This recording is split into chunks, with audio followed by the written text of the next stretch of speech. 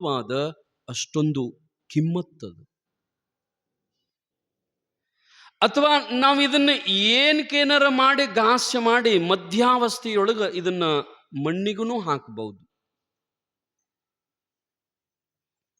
ಅದಕ್ಕೆ ಶರಣರು ಹೇಳಿದ್ರಲ್ರಿವ, ಈ ಶರೀರದಿಂದ ಪರಮಾತ್ಮನನ್ನು ಒಲಿಸಿಕೊಳ್ಳಬಹುದು. ಕೂಡಲ ಸಂಗಮ ದೇವರನ್ನೊಲಿಸಬಂದ ಪ್ರಸಾದಕಾಯ ಕೆಡಿಸಲಾಗದು. ಇದನ್ನು ಭಗವಂತ ಎದಕ್ಕೆ ಕೊಟ್ಟಾನಂತಂದ್ರ ಅವನನ್ನು ಒಲಿಸಲಿಕ್ಕೆ, ಪರಮಾತ್ಮನನ್ನು ಒಲಿಸಲಿಕ್ಕೆ. ಬಹಳ ಕಷ್ಟ ಅದರಿ ಭಗವಂತನನ್ನು ಒಲಿಸೋದು. ನಾವು ಮಾಡುವ ಭಕ್ತಿಗೆ ಪರಮಾತ್ಮ ಎಂದೂ ಒಲಿಯೋದಿಲ್ಲ. 2 ಊದಿನ ಕಡ್ಡಿ ತಗೊಂಡು ಹೋದ್ರೆ ದೇವ್ರು ಒಲಿತಾನಂತೀರಿ? ಇಂಥ ಊದಿನ ಕಡ್ಡಿ ಸಾಕಷ್ಟ್ರಿ ಅವನಿಗೆ. ಮತ್ತು ಭಗವಂತ ಏನರ ಬೇಡ್ತಾನ್ರಿ ಸ್ವಾಮಿ, ನಮಗ ಕೃಪೆ ಮಾಡಬೇಕಾದ್ರ ಭಗವಂತ ಈ ಜನ್ಮದಲ್ಲಿ ನಮಗ ಒಲಿಬೇಕಾಗಿತ್ತು ಅಂದರ, ಅಥವಾ ಇದೇ ಚರ್ಮಚಕ್ಷುವಿನಿಂದ ಭಗವಂತನನ್ನ ಪರಮಾತ್ಮನನ್ನ ನಾವು ಕಾಣಬೇಕಾಗಿತ್ತು ಅಂದ್ರೆ ಏನನ್ನ ನೋಡ್ತಾನೆ ಪರಮಾತ್ಮ? ಏನು ಮಾಡಿದರೆ ಒಲಿತಾನೆ ಪರಮಾತ್ಮ? ಗೌರಿ ವ್ರತ ಮಾಡ್ತೀವಿ, ಭಗವಂತ ಒಲಿಲಿಲ್ಲ. ಶ್ರಾವಣದಾಗ 5 ಮಂದಿಗೆ ಸ್ವಾಮಿಗಳಿಗೆ ಉಣಿಸ್ತೀವಿ, ಒಲಿಲಿಲ್ಲ. ಬಹುತೇಕ ಈ ವಿಶ್ವದಲ್ಲಿರ್ತಕ್ಕಂಥ ದೇವತೆಗಳು ನಮಗೆ ಎಷ್ಟು ಸಾಧ್ಯ ಆಗತ್ತವ ಜೀಪ್ ಮಾಡಿಕೊಂಡು ಕಾರ್ಗಡೆ ಮಾಡಿಕೊಂಡು ಎಲ್ಲ ಕಡೆ ಹೋದೀವಿ, ದೇವ್ರು ಒಲಿಲಿಲ್ಲ. ಮತ್ತು ಮನುಷ್ಯರಿಗೆ ಒಟ್ಟು ಪರಮಾತ್ಮ ಒಲೆಂಗೆ ಇಲ್ಲೇನ್ರಿ, ಅವನ ಕೃಪಾ ಆಗಂಗೆ ಇಲ್ಲೇನ್ರಿ? ಹಿಂದಿನ ಇತಿಹಾಸ ತೆಗೆದು ನೋಡಿದ್ರೆ ಕೃಪಾ ಆಗುವುದಷ್ಟ ಅಲ್ರಿ, ಭಕ್ತರು ಮನ್ಯಾಗ ಮುಸುರಿ ತಿಕ್ಕ್ಯಾನ. ಪಾಂಡವರ ಮಣಿಯೊಳಗ ಕುದುರೆ ಲದ್ದಿ ತೆಗಿತಿದ್ರಿ, ದೋಸೆ ಪಿಟ್ಟವ್ಯ ಮಣಿಯೊಳಗ ಬಿಟ್ಟಿ ಮಾಡಿದ್ರಿ ಪರಮಾತ್ಮ. ಸಂತ ನಾಮದೇವ ಪ್ರತಿನಿತ್ಯ ಅವನಿಗೆ ಪ್ರಸಾದ ಮಾಡಿಸ್ತಿದ್ರಿ ಪರಮಾತ್ಮನಿಗೆ, ಪಾಂಡುರಂಗಡಿಗೆ. ಮತ್ತು ಹಿಂದಿನವರಿಗೆ ಪ್ರತ್ಯಕ್ಷ ಆದದ್ದು ಸುಳ್ಳೇನು? ಅವರಿಗೆ ಕಂಡನಲ್ಲ ಪರಮಾತ್ಮ, ಅವ್ರ ಜೊತೆ ಮಾತಾಡನಲ್ಲ ಪರಮಾತ್ಮ. ನಾವಿಷ್ಟೆಲ್ಲ ಮಾಡಿದರು, ನೀವೆಲ್ಲ ಕತಿ ಕೇಳಿರಿ ಅವ. ಬೇಡದ ಕಣ್ಣಪ್ಪ ಏನು 3 ತಾಸು ಪೂಜೆ ಮಾಡ್ಕೋತಿದ್ದಿಲ್ಲ. ಅವ ಯಾವ ದೇವರಿಗೂ ವಾದವಲ್ಲ. ಅವನಿಗೆ ಹೆಂಗ ತಿಳಿತತಿ ಹಂಗ ಭಕ್ತಿ ಮಾಡ್ತಿದ್ದ, ಪೂಜಾ ಮಾಡ್ತಿದ್ದ, ಅವನಿಗೆ ಪ್ರತ್ಯಕ್ಷ ಆದ. ಶ್ವೇತನೆಂಬುವ ಪಾಪಿಯ ಮಾಡಬಾರದ ಪಾಪಗಳನ್ನ ಮಾಡಿದ ಶ್ವೇತ ಅವನಿಗೂ ಒಲಿದೆಯಲ್ಲಪ್ಪ. ದೇವರಿಗೆ ಬೈತಾನೊಬ್ಬ ಕವಿ, ಇದು ಪಕ್ಷಪಾತ ಸರಿ ಏನ್ ಪರಮಾತ್ಮ ನೀ ಮಾಡೋದು?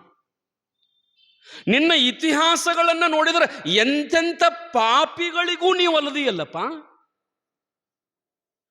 ನಾವಂತ ಪಾಪವನ್ನ ಜೀವನದೊಳಗೆ ಎಂದೂ ಮಾಡಿಲ್ಲ, ನಮಗೆ ಯಾಕೆ ಒಲಿವಲ್ಲಿ? ನಾವು ಮಾಡಲಾರದ್ದು ಅಂಥದ್ದು ಏನು ಮಾಡಿರ್ಬೇಕು ಅವರು? ಅಥವಾ ಅವರು ಮಾಡಲಾರದ್ದನ್ನ ನಾವು ಏನು ಮಾಡಿಲ್ಲ ನಿನಗ? ಯಾಕೆ ನಮಗೆ ಪ್ರತ್ಯಕ್ಷ ಆಗ್ತಾ ಇಲ್ಲ ಪರಮಾತ್ಮ? ಮುಂಜಾನೆ ಎದ್ದು ಕೂಡಲೇ ಜಗಲಿ ಮ್ಯಾಗ ನಿಂದ ಪೂಜಾ ಮಾಡ್ತೀವಿ, ಎದ್ದು ಕೂಡಲೇ ಕಣ್ಣು ಮುಚ್ಚಿ ಬೇಡ್ಕೋತೀವಿ. ಯಾಕೆ ನಮಗೆ ಒಲಿವಲ್ಲ ಅಂತಂದ್ರೆ, ತಾಯಂದಿರ ನಮಗೆಲ್ಲ ಏನಂತಂದ್ರೆ ಪರಮಾತ್ಮ ಈ ಬಾಹ್ಯ ಆಡಂಬರದಿಂದ ಒಲಿತಾನಂತ ನಾವು ತಿಳ್ಕೊಂಡೀವಿ. ಭಗವಂತ ಬಾಹ್ಯ ಆಡಂಬರದಿಂದ ಎಂದೂ ಒಲಿಯೋದಿಲ್ಲ. ಬಸವಣ್ಣವ್ರು ಹೇಳಿದ್ರಲ್ಲ, ಕಳಬೇಡ ಕೊಲಬೇಡ ಉಸಿಯ ನುಡಿಯಲು ಬೇಡ, ಅಣ್ಯರಿಗೆ ಅಸಹ್ಯ ಪಡಬೇಡ, ತನ್ನ ಬಣ್ಣಿಸಬೇಡ, ಇದಿರು ಹಡಿಯಲು ಬೇಡ. ಇದೇ ಅಂತರಂಗದ ಶುದ್ಧಿ, ಇದೇ ಬಹಿರಂಗದ ಶುದ್ಧಿ. ನಿನ್ನ ಅಂತರಂಗ ಶುದ್ಧಿ, ನಿನ್ನ ಬಹಿರಂಗ ಶುದ್ಧಿ ಇತ್ತು ಅಂತಂದ್ರೆ ನೀನು ಪರಮಾತ್ಮನ ಹತ್ತಿರ ಹೋಗಬೇಡ, ಅವನೇ ಬಂದು ನಿಮ್ಮ ಮನೆಯೊಳಗೆ ಕೆಲಸ ಮಾಡ್ತಾನಪ್ಪ. ನಾವು ಬಹಿರಂಗವನ್ನ ಶುದ್ಧಿ ಮಾಡಿಕೊಂಡು ಆಡಂಬರದ ಭಕ್ತಿಯನ್ನು ಮಾಡ್ಕೊಂತ ಭಗವಂತನನ್ನು ಒಲಿಸಲಿಕ್ಕೆ ಹೊಂಟಿವಲ್ಲ, ಒಲಿಯೋದಿಲ್ಲ. ಹೆಂಗ್ ಒಲಿತಾನ ಪರಮಾತ್ಮ? ನಿಜಗುಂಡ್ರು ಇದೇ ಪ್ರಶ್ನೆಯನ್ನು ಕೇಳಿದಾರೆ ನಮಗೆ. ಎಂತೊಲಿವನೋ ನೋಡ್ರಿ ಹೆಂಗಂತಾರೆ ನಿಜಗುಂಡ್ರು, ಪದ್ಯದೊಳಗೆ ಬರೀತಾರ ಅವ್ರು. ಎಂತೊಲಿವನೋ ತನಗಿನ್ನೆಂತೊಲಿವನೋ, ಹೆಂಗ ಒಲಿತಾನೋ ಪರಮಾತ್ಮ ನಿನಗ? ಯಾಕ್ರಿ ಅಂತಂದ್ರ ಕರಣತ್ರಯದ ದೋಷಮಿರೇ. ಕಂತು ಕಾಲಪುರ ವೈರಿ ಗುರು ಶಂಭುಲಿಂಗ ತನಗಿನ್ನೆಂತೊಲಿವನೋ. ಹೆಂಗ ಒಲಿತಾನೋ? ನಿನ್ನ ಕಾಯ ಶುದ್ಧಿಲ್ಲ, ನಿನ್ನ ಮನಸ್ಸು ಸುದ್ದಿಲ್ಲ, ನಿನ್ನ ಬಾಯಿ ಸುದ್ದಿಲ್ಲ, ನಿನ್ನ ಕಣ್ಣು ಸುದ್ದಿಲ್ಲ. ಹೆಂಗ ಒಲಿತಾನ ಪರಮಾತ್ಮ? ಕರಣತ್ರಯದ ದೋಷಮಿರೇ. ಕಾಯ ವಾಚ ಮನಸ ಸುದ್ದಿಲ್ಲ ನಮ್ದು. ಎದ್ದು ಕೂಡಲೇ ನಾವು ಮುಂದಿದ ಕೆಟ್ಟದ್ದ ವಿಚಾರ ಮಾಡ್ಕೊಂತಾನೆ ಹೇಳ್ತೀವಿ. ಇಲ್ಲಿ ಯಾರ್ದು ಏನು ಬೇಡ್ರಿವ, ನಮ್ಮ ಮನಸ್ಸನ್ನು ನಾವೇ ಮುಟ್ಟಿ ನೋಡ್ಕೋಬೇಕು. ಹೆಂಗದ ನಮ್ಮ ಮನಸ್ಸ? ಯಾವುದಕ್ಕೆ ಹರಿತದ ನಮ್ಮ ಮನಸ್ಸ? ನಮ್ದೆಲ್ಲ ನಾಟಕದ ರೀ. ನಾವು ಭಕ್ತಿ ಮಾಡ್ತೀವಲ್ಲ, ಜನ ನೋಡೋ ಸಲುವಾಗಿ ಭಕ್ತಿ ಮಾಡೋರು ಕೆಲವೊಬ್ರು ಇರ್ತಾರ. ಜನ ನೋಡ್ತಾರೋ ಬಿಡ್ತಾರೋ ಗೊತ್ತಿಲ್ಲ, ಭಗವಂತನಿಗೆ ನನ್ನ ಭಕ್ತಿ ಸಮರ್ಪಣೆ ಆದ್ರೆ ಸಾಕಂತ ಭಕ್ತಿ ಮಾಡೋರು ಅದಾರ. ಪರಮಾತ್ಮನನ್ನ ಪ್ರೇಮಿಸೋದು, ಭಗವಂತನನ್ನ ಪ್ರೀತಿಸೋದು ಹೆಂಗಂತಂದ್ರ, ರಾಧೆ ಪ್ರೀತಿಸ್ತಿದ್ಲು ನೋಡ್ರಿ ಪರಮಾತ್ಮನನ್ನ. ಕೃಷ್ಣನನ್ನ ನೀವೆಲ್ಲ ಧಾರಾವಾಹಿ ನೋಡಿರ್ಬೇಕಲ್ಲ, ಕೇಳ್ತೀರಿ. ರಾಧಾ ಪರಮಾತ್ಮನನ್ನು ಹೆಂಗೆ ಪ್ರೀತಿಸ್ತಿದ್ಲು ಅಂತಂದ್ರೆ, ಹೆಂಗೆ ಪ್ರೇಮಿಸ್ತಿದ್ಲು ಅಂತಂದ್ರೆ, ಅಷ್ಟ ಅಲ್ಲ, ಆ ಪ್ರೇಮದೊಳಗೆ ಪರಮಾತ್ಮನನ್ನು ಕಟ್ಟಿಬಿಟ್ಟಿದ್ಲು, ಭಗವಂತನನ್ನು ಕಟ್ಟಿಬಿಟ್ಟಿದ್ಲು. ರಾಧೆನೂ ಕಟ್ಟಿದ್ಲು, ಕೃಷ್ಣನನ್ನ ಯಶೋದೇನು ಕಟ್ಟಿದ್ಲು. ಕೃಷ್ಣನ ತಾಯಿ, ಸಾಕು ತಾಯಿ ಯಶೋದ, ಆಕಿನೂ ಕಟ್ಟಿದ್ಲು ಪರಮಾತ್ಮನನ್ನ. ಕೃಷ್ಣನನ್ನ ಹಗ್ಗ ಕಟ್ಟಿದಾಗ ಕೃಷ್ಣ ಅಂತಿದ್ದಂತ, ಭಾಳ ಕಾಡ್ತಿದ್ರೆ, ಭಾಳ ಬೆರಿಕ್ರಿ ನೀವು. ನಿಮ್ಮ ಹುಡುಗರಿಗೆ ಭಾಳ ಬೆರಿಕೆ ಅಂತೀವಿ. ಒಟ್ಟು ಕಾಡ್ತಾನೆ, ಇಟ್ಟು ಕಾಡ್ತಾನೆ, ನಮಗೆ ಸಾಕಾಗೈತಿ ಇವನ ಕಾಲಾಗ. ಯಾವಾಗ ಹಾಸ್ಟೆಲ್ಗೆ ಇಟ್ಟು ಬಂದಿನಿ ನೋಡ್ರಿ, ಗಂಡು ಹೇಳ್ತಿರ್ತೀರಿ, ಇವನು ಮೊದಲು ಹಾಸ್ಟೆಲ್ಗೆ ಇಟ್ಟು ನೋಡ್ರಿ, ಇವನು ಸಾಕೋದು ನನಗೆ ಆಗಂಗಿಲ್ಲ, ಈಕಿನ ಹಿಡಿಯೋದು ನನಗೆ ಆಗಂಗಿಲ್ಲ ಅಂತೀವಿ ನಾವು. ಯವ್ವ, ನಿಮ್ಮ ಮಕ್ಕಳು ಕೃಷ್ಣನಟ್ಟು ಬೆರಿಕೆ ಅಲ್ಲ. ದಿವಸ ಏನಿಲ್ಲ ಅಂದ್ರೂ ಒಂದು 40-50 ಮಣಿಯೊಳಗೆ ಹೋಗಿ ಅವ್ರ ಹಾಲ, ಅವ್ರ ಮೊಸರ ಕುಡಿದು ಚೆಲ್ಲಿ ಗಡಿಗೆ ಒಡೆದು ಅವ್ರ ಮನ್ಯಾಗಿನ ಸಾಮಗ್ರಿ ಎಲ್ಲ ಚಲ್ಲಾಪಿಲ್ಲಿ ಮಾಡಿ ದಿವಸ ಇದು. ನಿಮ್ಮ ಹುಡುಗರು ಹಿಂಗೆ ಮಾಡ್ತಾವೇನು? ನೀವು ಹೊರಗೆ ಬಿಡುದಿಲ್ಲ ನಿಮ್ಮ ಹುಡುಗರನ್ನ. ಬಾಗಿಲು ಬಂದ್ ದಿವಸ ಅಷ್ಟೆಲ್ಲ ಮಾಡಿದಾಗ ಯಶೋದಾನ ಮಣಿ ಮುಂದೆ ದಿವಸಕ್ಕೆ 100 ಮಂದಿ ಬಂದು ಕುಂಡಿರ್ತಿದ್ರಂತ. ನಿಮ್ಮ ಮನ್ಯಾಗ ನಿಮ್ಮ ಮಗ ನಮ್ಮ ಮನ್ಯಾಗ ಹಾಲು ಗಡಿಗೆ ಒಡೆದಾನ, ನಿಮ್ಮ ಮಗ ನಮ್ಮ ಮನ್ಯಾಗ ಮೊಸರು ಗಡಿಗೆ ಒಡೆದಾನ, ನಿಮ್ಮ ಮಗ ನಮ್ಮದೊಟ್ಟು ಹಾಲು ಕುಡ್ದು ಬಂದಾನ. ಹಿಂಗ 100 ಮಂದಿ ಜಗಳಕ್ಕ ಯಾವಾಗಿದ್ರು ತಾಯಿ ಮಗನ ತಪ್ಪ ಒಪ್ಕೊಳ್ಳಂಗಿಲ್ಲ. ಏನಿದ್ರು ನನ್ನ ಮಗ ತಪ್ಪು ಮಾಡಿಲ್ಲ, ನೀವೇ ಹಂಗ ಆರೋಪ ಮಾಡ್ತೀರಿ. ಮಾಡಿದ್ರು ನಿಸ್ವಾರ್ಥ ರೀ ತಾಯಿ ಮನಸ್ಸ. ಯವ್ವ, ತಾಯಿ ಅಂತ ನಿಸ್ವಾರ್ಥ ಜಗತ್ತಿನೊಳಗೆ ಯಾರೂ ಇಲ್ಲ. 9 ತಿಂಗಳು ಹೊತ್ತು ಹೆತ್ತು ಒಬ್ರು ಯಾರ ಒಂದು ವಚನ ಬರೆದ್ರಂದ್ರೆ ಅದ್ರ ಕೆಳಗೆ ನಮ್ಮ ಹೆಸರು ಹಾಕೋತೀವಿ ನಾವು. ಒಂದು ಹಾಡ ಬರ್ದೀವಂದ್ರೆ ಅದ್ರ ಕೆಳಗೆ ನಮ್ಮ ಹೆಸರು ಹಾಕೋತೀವಿ ನಾವು. ಒಂದೇನಾದ್ರೂ ಚಿತ್ರವನ್ನು ಬಿಡಿಸಿದೀವಂದ್ರೆ ಅದ್ರ ಕೆಳಗೆ ಆರ್ಟಿಸ್ಟ್ ನಮ್ಮ ಹೆಸರು ಹಾಕೋತೀವಿ ನಾವು. ಇಂಥ ಕಲಾವಿದರು ಅಂತ ತಿಳ್ಕೊಂಡು ನಮ್ಮ ಹೆಸರು ಹಾಕೋತೀವಿ. ಒಂದು ಹುಡುಗನ ಚಿತ್ರ ಬರೆದ್ರ ಒಂದು ಹುಡುಗನ ಚಿತ್ರ ಬರೆದ್ರೆ ಅದ್ರ ಕೆಳಗೆ ನಾವು ಕಲಾವಿದ ಅಂತ ಹೆಸರು ಹಾಕೋತೀವಿ. ಬರೇ ಹುಡುಗನ ಚಿತ್ರ ಬರೆದಕ್ಕ ಹೆಸರು ಹಾಕೋತಾನ.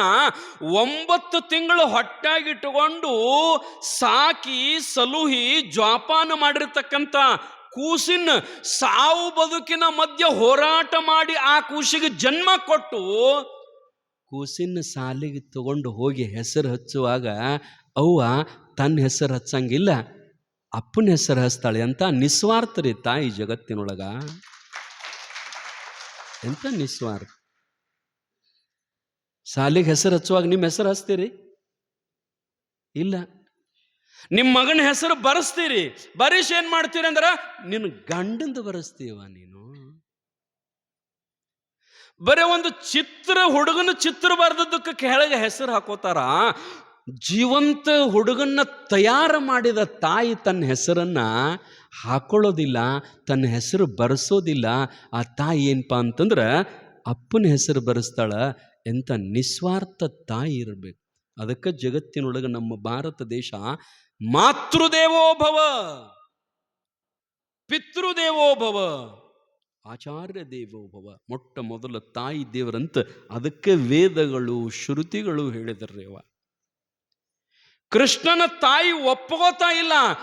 ಏನ್ರೆ ನೀವು 100 ಮಂದಿ ಅದೀರಿ, ಬೈತಾಳಕ್ಕೆ ಬಂದ ಹೆಣ್ಣು ಮಕ್ಕಳಿಗೆ. ನೀವು 100 ಮಂದಿ ಅದೀರಿ, 100 ಮಂದಿ ಬಂದಿರಿ, ನನ್ನ ಮಗ ಒಬ್ಬ. ಇಷ್ಟು ಮಂದಿ ಮನೆಗೆಲ್ಲ ಹಾಲು ಕುಡಿತಾನೆ ನನ್ನ ಮಗ, ಇಷ್ಟು ಮಂದಿ ಮನೆಗೆಲ್ಲ ಗಡಿಗೆ ಹೊಡಿತಾನೆ ನನ್ನ ಮಗ ಅಂತ ಅವ್ರನ್ನ ಬೈತಿದ್ಲಕ್ಕಿ.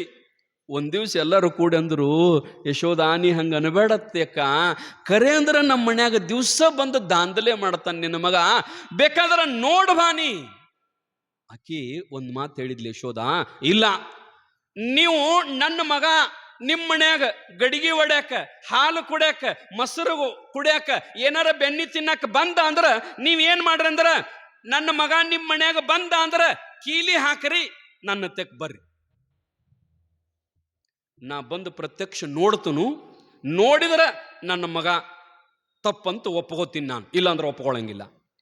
ಅವ್ರಂದ್ರು ನಾಳೆ ಹರಗದ್ದ ಸಿಗ್ತಾನೆ ನಿನ್ನ ಮಗ, ದಿವಸ ಹೊತ್ತು ಹೊಂಟ್ರ ಇದ, ನಾಳೆ ಹರಗದ್ದ ಕೀಲಿ ಹಾಕ್ತೀವಿ, ಹಾಕಿ ಬರ್ರಿ ಅಂದ್ರು. ಮರುದಿವ್ಸ 100 ಮಂದಿ ಬಂದು ಮತ್ತೆ ನಿಂತಿದ್ರು ಬಾಗಲ ಮುಂದ. ಆಕಿ ಕೇಳಿದ್ಲಿ, ಇಟ್ಟ್ಯಾಕೆ ಬಂದಾರೆ ಮತ್ತೆ? ನಮ್ಮ ಮನ್ಯಾಗ ಕೀಲಿ ಹಾಕ್ಯಾನ್ಯ. ಒಬ್ಬ ಹೆಣ್ಮಗಳು ಮೊಸರು ಕುಡಿಯಾಕ ಬಂದಿದ್ದ, ಗಡಿಗೆ ತಗೊಳಕತ್ತಿದ್ದ, ನಾ ಚಿಲ್ಕ ಹಾಕಿನಿ, ಇಲ್ಲಿ ಬಂದೀನಿ. ಮತ್ತೊಬ್ಬ ಹೆಣ್ಮಗಳು, ನಿನ್ನ ಮನ್ಯಾಗ ಎಲ್ಲಿ ಬರ್ತಾನು, ನಮ್ಮ ಮನ್ಯಾಗ ಹಾಲು ಕುಡಿಯಾಕ ಅಂತ ತಿಳ್ಕೊಂಡು ಕೂತಿದ್ದ, ನಾ ಕೀಲಿ ಹಾಕಿ ಬಂದೀನಿ. ಮತ್ತೊಬ್ಬ ಹೆಣ್ಮಗಳು, ಎಲ್ಲಾರ ಮನ್ಯಾಗ ಏಕಕಾಲಕ್ಕೆ ಹೋಗ್ಯಾನ ಕೃಷ್ಣ, ಎಲ್ಲರ ಮನೆಯಾಗ ಏಕಕಾಲಕ್ಕೆ. ಆಕಿ ಯಶೋದ ಅಂದ್ಲು, ನಿಮ್ಮ ಮನೆಗೆ ಏನ್ ಮಾಡಾಕತ್ತಿದ್ದ? ಹಾಲು ಕುಡಿಯಾಕತ್ತಿದ್ದ, ಚಿಲ್ಕ ಹಾಕಿ ಬಂದಿನ ಬೇಕಾದ್ರೆ ನೋಡ್ವಾ. ನಿಮ್ಮ ಮನ್ಯಾಗ ಮಜ್ಜಿಗೆ ಕುಡಿಯಾಕತ್ತಿದ್ದ, ನಿಮ್ಮ ಮನ್ಯಾಗ ಬೆಣ್ಣೆ ತಿನ್ನಾಕತ್ತಿದ್ದ, ಹಿಂಗ 100 ಮಂದಿ ಹೇಳಿದ್ರು. ಆಕಿ ಒಳಗೆ ಹೋಗಿ ಕೃಷ್ಣನ್ ತಗೊಂಡು ಬಂದ್ಲು. ಮನ್ಯಾಗ ಇದ್ದಾವ ಕೃಷ್ಣ, ಮನ್ಯಾಗ ಇದ್ದ, ಇಲ್ಲೇದನ್ಲ ನನ್ನ ಮಗ. ಅವ್ರು ಹನಿ ಹನಿ ಬಡ್ಕೊಂಡು ನಮ್ಮ ಮನ್ಯಾಗ ಕುಡಿಯಾಕತ್ತಿದ್ದ, ಯವ್ವ ನಮ್ಮ ಮನ್ಯಾಗ ಕುಡಿಯಾಕತ್ತಿದ್ದ. ಇಷ್ಟು ಕೀಟಾಳ್ತಾನ ಮಾಡ್ತಿದ್ದ. ನಿಮ್ಮ ಮಕ್ಕಳು ಅಷ್ಟೇನು ಕೀಟಾಳ್ತಾನ ಮಾಡಂಗಿಲ್ಲ. ಒಂದ್ ದಿವ್ಸ ಅಂಗಳದಾಗ ಮಣ್ಣು ತಿನ್ನಾಕತ್ತಿದ್ದಂತ ಕೃಷ್ಣ. ಈ ಸಣ್ಣ ಹುಡುಗರು ಮಣ್ಣು ತಿಂತಿದ್ರು ನೋಡ್ರಿ. ಆಗ ಈಗ ಯಾವ ನಿಮ್ಮ ತಿಂತಾವನ್ರಿ? ಮಣ್ಣಲ್ಲಿ ನೀವು ಅನ್ನ ತಿನ್ನಕ್ ಬಿಡಂಗಿಲ್ಲ, ಇನ್ನು ಮಣ್ಣು ಯಾವಾಗ ತಿಂತಾವ? ಊಟ ಮಾಡಕ್ ಬಿಡಂಗಿಲ್ಲ ನೀವು. ಓದ್ಕೋ ಪುಸ್ತಕ ತಗೋ, ಓದ್ಕೋ ಪುಸ್ತಕ ತಗೋ, ಸಾಲಿಗೆ ನೀನ ಫಸ್ಟ್ ಬರ್ಬೇಕು, ಇಂಜಿನಿಯರ್ ಆಗ್ಬೇಕು, ಕರ್ನಾಟಕಕ್ಕೆ ಟಾಪರ್ ಆಗ್ಬೇಕು, ಒಟ್ಟು ಪರ್ಸೆಂಟೇಜ್ ಜಾಸ್ತಿ ಆಗ್ಬೇಕು. ಅವು ಪರ್ಸೆಂಟೇಜ್ ಅಂತ ತಿಳ್ಕೊಂಡು ಓದಿ ಓದಿ ಓದಿ ಓದಿ ಓದಿ ಹುಡುಗರು ಇಂಜಿನಿಯರಿಂಗ್ ಮುಗಿಸಿ ಹಂಗಕ್ಕವ ಅಂದ್ರೆ ಮನೆಗೆ ಬಂದಾಗ ಯಾರು ಹಿಂಗ ನಿಮ್ಗೆ ಹೇಳ್ತಾನೆ, ಹುಚ್ಚರಿನ ಪಾಡ ಅದಕ್ಕಿಂತ ಕೆಟ್ಟಾಗಿರ್ತಾವ್ರಿ ಇವು. ಇಂಜಿನಿಯರ್ ಕಲ್ತದ್ದು, MBBS ಕಲ್ತದ್ದು. ಈಗಿನ ಹುಡುಗರು ಹಂಗಾರಿ. ನಿಮ್ಮ ಮನೆಯವ್ರು ಯಾರ ನಿಮ್ಮ ಸಂಬಂಧಿಕರು ಬೀಗರ ಕಡೆ ಬಂದ್ರಂದ್ರೆ, ನಿಮ್ಮ ಮಗ ಇದ್ದಂದ್ರೆ ಹೋಗು ಹೊರ ಹೋಗಿ ಮಾತಾಡ್ಸೊಂದಿಟ್ಟು, ಯಾವಾಗ ಬಂದಿರಿ ಅತ್ತ ಅಣ್ಣು ಕಲಿಸ್ಬೇಕ್ರಿ ಇವುಗನ ಕತ್ತ. ಆಗಿನ ನಮ್ಮ ಹುಡುಗರು ಎಲ್ಲಾರು ಓಡಿ ಬಂದು, ಕಾಕ ಯಾವಾಗ ಬಂದಿ, ಮಮ್ಮ ಯಾವಾಗ ಬಂದಿ, ಕೊಳ್ಳಿಗೆ ಬೀಳುವುದು, ಹೆಗಲಿಗೆ ಬೀಳುವುದು, ಅಂಗಿ ಜಗ್ಗಿ ಬಿಡುವುದು, ಹಂಗೆ ಮಾಡ್ಬೇಡು ಬಾ ಅಂತ ನಾವು ಜಗ್ತಿದ್ವಿ ಆಗ. ಅಂತ ಹುಡುಗರು ಇದ್ದು.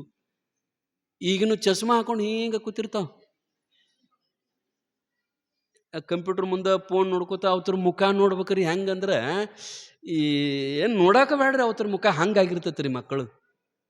ಕಾರಣ ಏನು ಅಂತಂದ್ರೆ, ತಾಯಂದಿರ ಪರಮಾತ್ಮನ ಒಲುಮೆ ಆಗ್ಬೇಕಾದ್ರೆ ಅವನನ್ನ ನಾವು ಬಂಧನ ಮಾಡ್ಬೇಕಾದ್ರೆ ಹಾದ್ಯಾಗ ಮಣ್ಣು ತಿನ್ನುವಾಗ ಯಶೋದ ಹೋಗಿ ಅವನ್ನ ಹಿಡಿದು ಒಂದು ಬಡಗಿ ತಗೊಂಡು ತೆರಿ ಬಾಯಿ, ಏನ್ ತಿಂದಿ, ಬಾಯಾಗ ಏನದ, ಅವನಮ್ಮ ಅಂದವ, ಏನೋ ಐತು ಬಾಯಾಗ, ತೆರಿ ಬಾಯಿ.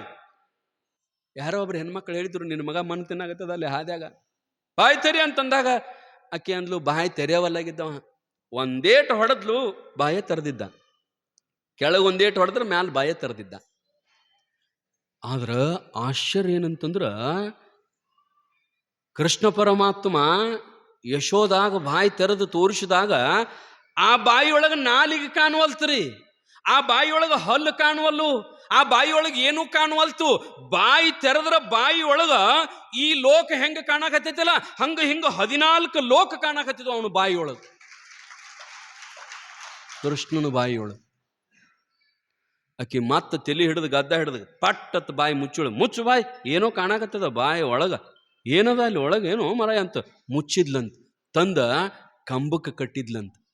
ಯಶೋದ ಹಿಂಗ ಹಿಂದ ಕೈ ಕಟ್ಟಿ, ಕೃಷ್ಣನ ಹಿಂದ ಕೈ ಕಟ್ಟಿ ಹಗ್ಗ ಕಟ್ಟಿ ಬಂಧನ ಮಾಡಿ ಸುತ್ತು ಬಿಟ್ಟು ಕೂಡಲೇ ಕೃಷ್ಣ ಒಂದು ಸವನ ನಗಾಕತ್ತಿದಂತ್ರಿ, ಪರಮಾತ್ಮ ನಗಾಕತ್ತಿದಂತ. ಕೃಷ್ಣ ಯಾಕೆ ನಗಾಕತ್ತಿದ ಅಂತಂದ್ರ, ಅಕೆ ಅನ್ಲಂತ, ಯಾಕೆ ನಗತಿ ಕೃಷ್ಣ, ಯಾಕೆ ನಗತಿ, ಮಂದಿ ಹುಡುಗರ್ನ ಕಟ್ಟಿದ್ರ ಬಡಿದ್ರ ಅಳ್ತಾವ, ನೀ ಯಾಕೆ ನಗತಿ ಅಂತಂದಾಗ ಆಕೆ ಏನು ಅನ್ಲಿಲ್ಲಂತ್ರಿ, ಮನಸ್ಸಿನಾಗ ಅಂದಂತ ಕೃಷ್ಣ ಪರಮಾತ್ಮ, ಹೇ ಯಶೋದ, ನೀ ನನ್ನನ್ನ ಹಗ್ಗದಿಂದ ಕಟ್ಟಗತಿಯಲ್ಲ, ನನ್ನನ್ನು ಬಂಧನ ಮಾಡಕತ್ತಿಯಲ್ಲ, ನಾನು ಅವತಾರಿ ಪುರುಷ, ನಾನು ವಿಷ್ಣು ಪರಮಾತ್ಮ, ಇಡೀ ಜಗತ್ತೇ ನಾ ಹೇಳ್ದಂಗೆ ಕೇಳ್ತದ, ಈ ಜಗತ್ತೇ ನನ್ನ ಬಂಧನದೊಳಗದ, ಈ ಜಗತ್ತನ್ನೇ ನಾ ಕಟ್ಟುತ್ತೀನಿ.